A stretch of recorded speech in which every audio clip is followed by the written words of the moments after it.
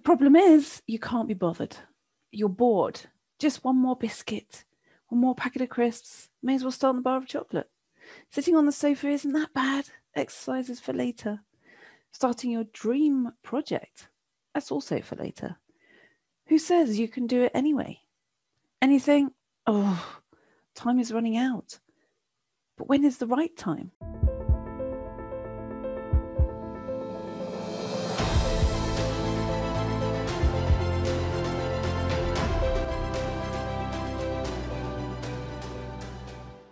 In this episode, we are looking at, is it me?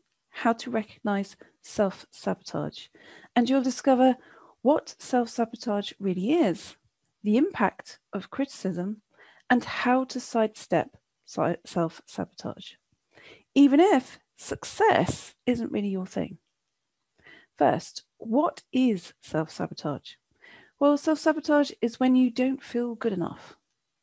So when you don't feel good enough, you do things to make sure what has the potential to be great falls flat. You avoid moments of great opportunities. You become injured when you're making an effort to become fitter. You eat a bucket of chocolate when you reach your target weight. You flake on a date when it looks like it's going great. It happens because a voice inside says, don't do that. Don't change things.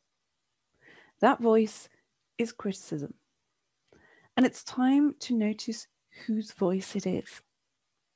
So what's the impact of that voice of criticism? The impact of criticism is strong at any time. But if criticism has been part of your childhood experience, coupled with an ACE score of 4 or above, the impact can be so strong, it impacts long-term physical health. An ACE score is adverse childhood experiences. People with 4 ACEs, including, for example, living with an alcoholic parent, bullying, witnessing violence, physical abuse, or losing a parent to divorce, have a huge risk of adult onset of chronic health problems such as heart disease, cancer, and diabetes, as well as mental health risks.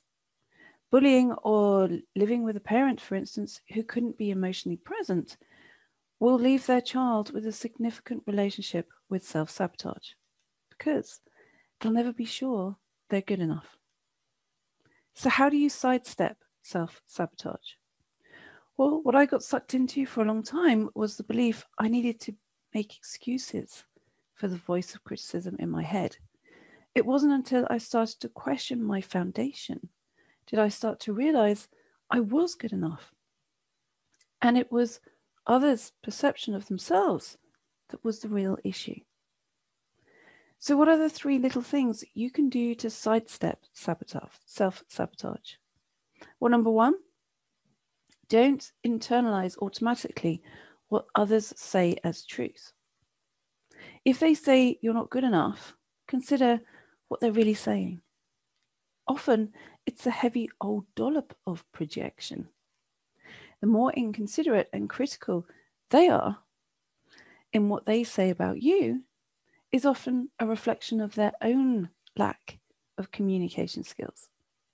So don't internalize what people say automatically as truth. By evaluating rather than accepting them as accurate, whatever it is they say, you'll better understand your own self-sabotage. Number 2, realize there are reasons, not excuses.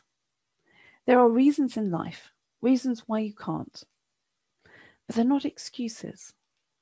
The reason you can't run up the hill is because you're unfit. It's not an excuse to avoid exercise. Number 3, explore your childhood reality, not the ideal. So explore what it was as a reality, not the ideal of what you've created it as. If you say you had a perfect childhood, it's highly likely that's not the case. No one is perfect. If you have idealized your childhood and you have a burdensome tendency to self-sabotage, then you have a heavy-duty inner critic. That, without doubt, emerged from early life. It will take a few goes, but you will feel you can more easily recognize and sidestep self-sabotage. So remember, it's not about perfect, it's about progress. So would you like me to help you accelerate your ability to recognize self-sabotage?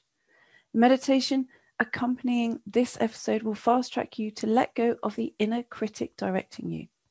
So give the releasing the unconscious need to self-sabotage meditation a go now, because it will release you from stored energy in the unconscious ruling your world.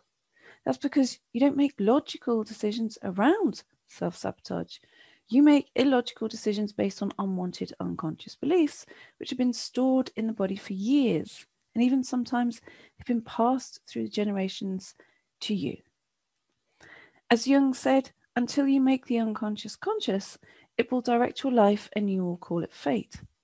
So this meditation will help you undo those unwanted unconscious beliefs by releasing the energy stored in your body, like popping a bubble, just like that. To orchestrate magic in your life, simply make your unconscious conscious.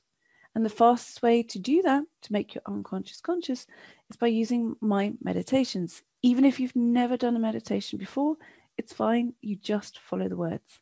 You have time. There is always time for something this important.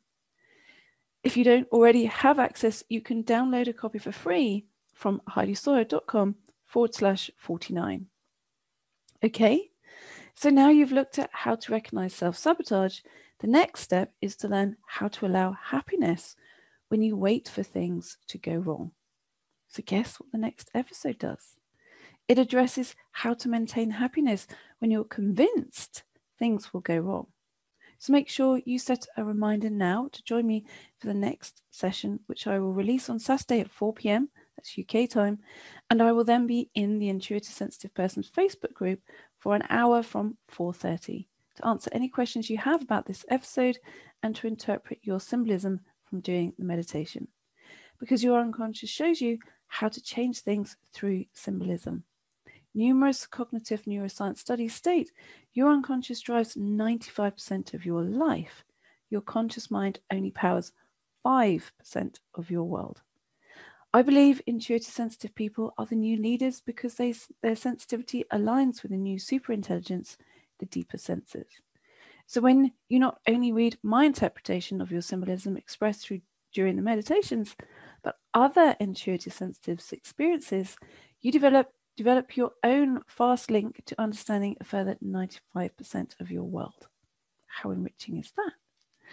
If you don't already have access to this leader group of intuitive sensitives, then visit isptribe.com. That's letter I, isptribe.com. If you're not sure if you are an intuitive sensitive, then visit heidisawyer.com/quiz to find out, and you might be very pleasantly surprised. Share this episode if you know someone who is struggling with self-sabotage, because they will be very pleased that you did. So go now and listen to the free meditation, releasing the unconscious need to self-sabotage. If you don't already have access, you can download a copy for free from heidisawyer.com/49. Do it now, because then you're not allowing the limitation of perfection to get in your way. We believe your capacity for empathy gives you a unique perspective. The way we help you access your uniqueness is through developing your intuition, your inner world. When you allow yourself this part of you, life is easy. So go now and listen to the powerful meditation, and always remember this: your sensitivity is your greatest asset. Until next time, bye for now.